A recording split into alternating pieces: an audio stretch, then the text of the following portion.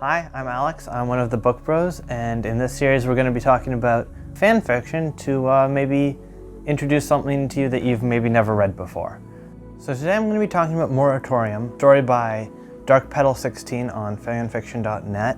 This is a Harry Potter fan fiction, and it covers the story of Harry Potter growing up while facing the abuses of the Dursleys in a much more abusive fashion than is seen in the main books, and deciding that ultimately they're pretty bad people and they seem to be succeeding at life. So being a good person means you won't succeed at life. And so Harry Potter decides that they're just going to do their best to be a bad person so that they can have a happy life. So my thoughts on Moratorium are, it's fucking amazing.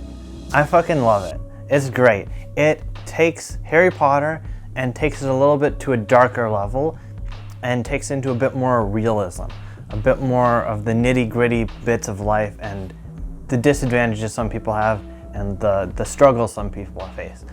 And it's a very long story as well, so I can read it for a good chunk and like really sink myself into it. It takes place over the entire series, so it covers all 7 books, although I believe it was written before they were completely finished. So there might be some things, if you've read the Harry Potter, that don't get covered into it, and some things that they take in a completely different direction because they hadn't been explored yet, and it's very interesting. Small spoiler here, so if you don't want to see it or hear it, and you want to go and check this out for yourself, which I do highly recommend if you're into Harry Potter, maybe skip this next little bit.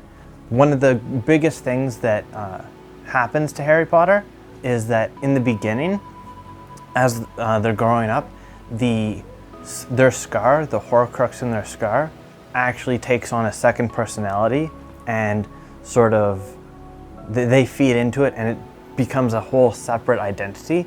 So sometimes you'll be Harry Potter being controlled by Harry Potter, and sometimes it will be Harry Potter being controlled by the Horcrux, and it is just absolutely amazing and very dark. I absolutely love the author, so I would definitely recommend that you check it out. So how I would rate this book, or this story. For the plot, I'd say it's a good 4.5 out of 5, 4.5 stars out of 5. It's the main plot of Harry Potter, you know, Harry dealing with Voldemort and wanting to have a good life afterwards. It goes through all the different books, so it's got all the main plots of those books, although dealt with in a different way. For subplots, this book has many of them. How Harry deals with the Dursleys, how Harry goes about getting resources and dealing with possible manipulations because Harry doesn't really trust anyone to have really good intentions for her, so she's constantly doubting Dumbledore and whatnot. So there's a great deal of subplots happening, dealing with criminal elements and maybe some drug money, I believe. I'd give that a 5 out of 5 on subplots. For character development, that is, I want to say 6 out of 5, honestly, because Harry goes from this child who doesn't really understand good and evil and like right and wrong, but is still a very morally strong character who just thinks that they have to do bad things to succeed in life.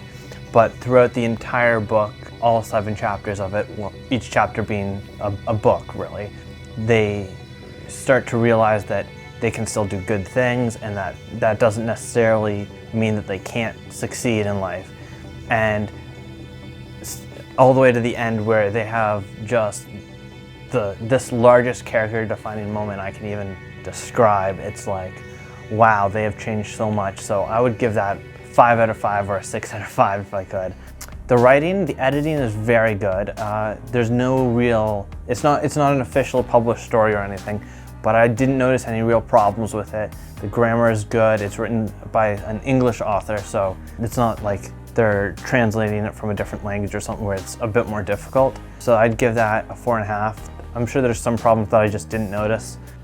So, and for foreshadowing and subplots and plot holes, there aren't too many plot holes that I can remember. It has been a little bit since I read this story, but I can't really think of any major plot holes other than a couple that were in the original story that maybe get explained differently or not addressed at all, because at the time the story was written, those might not have even been written yet, so that could be a small issue. There's lots of foreshadowing in this. In fact, Dark Petal 16, the author, is probably one of my favorite authors in terms of foreshadowing. They like to bring things up early on in the story, and then way later when you think it's no longer relevant, they bring it back and tie it all together. It's absolutely phenomenal. I'd give that a 4.5, maybe a 5 out of 5. So in the end, I would definitely recommend Moratorium for anyone who really enjoyed Harry Potter and would like to maybe re-experience it again, but just can't really bring themselves to reread something that they already know. They find that saps themselves of all enjoyment. Or, you know, they're looking for a little bit of a different experience, but with familiar characters. Because that's definitely one of the strong suits of fan fiction. It lets you explore different sides of this story that maybe never got really revealed or delved into, you know. But yeah, I would definitely recommend you go and check out Dark Petal 16's story Moratorium on fanfiction.net. Hey, thanks for watching. If you like this, give it a like and maybe subscribe to see more of this stuff or more of our main series on actual books that maybe you haven't read before. But thanks for watching, and leave some comments and we'll maybe take a look at them. Bye-bye.